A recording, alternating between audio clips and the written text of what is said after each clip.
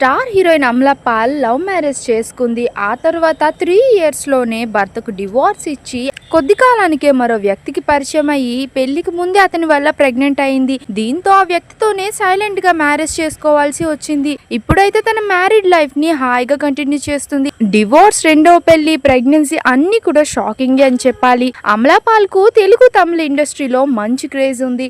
తమిళ heroine గా అడుగు పెట్టినప్పటికీ తెలుగులో కూడా ఆమెకు మంచి క్రేజ్ ఉంది. అయితే ఈ సమయంలోనే ఆమె పర్సనల్ విషయానికి వస్తే అమలా పాల్ తన మ్యారీడ్ లైఫ్ గురించి అందరికీ తెలిసిన విషయమే. డైరెక్టర్ విజయ్ ను అమలా పాల్ లవ్ మ్యారేజ్ చేసుకుంది. ఆ తర్వాత కొన్ని క్లాషెస్ రావడంతో వీరిద్దరూ డివోర్స్ తీసుకోవాల్సి వచ్చింది. విడాకులైన వెంటనే తిరిగి మూవీస్ లో యాక్ట్ చేస్తూ చాలా బిజీ అయిపోయింది అమలా పాల్. గతంలో కంటే చాలా హాట్ గా కనిపించి అభిమానులను అలరించింది. జగత్ దేశాయ్ అనే ఈవెంట్ మేనేజర్ తో కొన్నాళ్ళు డేటింగ్ చేసిన అమలా పాల్ ఇతనే నా లవర్ అంటూ అభిమానులకు పరిచయం చేసింది.